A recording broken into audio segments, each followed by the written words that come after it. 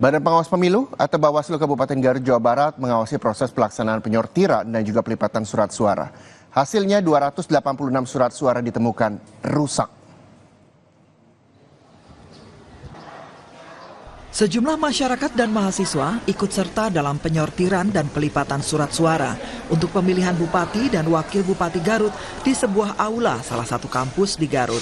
Di hari kedua pelaksanaan sorlip ini, Bawaslu Kabupaten Garut menemukan 286 surat suara rusak.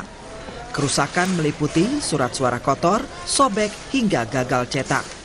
Nah, kami membagi dua tim ya. Yang pertama tim pengawasan pagi, yang kedua yaitu tim pengawasan dari siang sampai malam. Nah, dalam bentuk pengawasannya kami pun memastikan bahwa yang mensorlip khususnya dalam hari ini melibatkan mahasiswa dan masyarakat.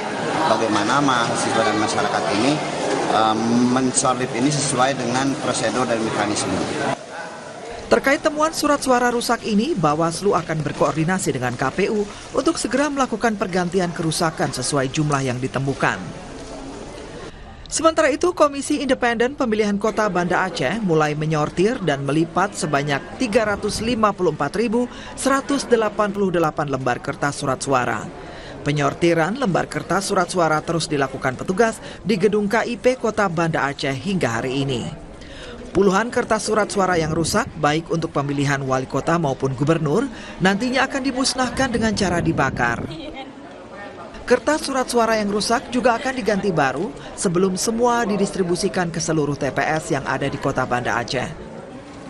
Untuk pelipatan surat suara, memang kita mulai hari ini dari surat suara jenis pemilihan wali kota dan juga wakil wali kota Banda Aceh.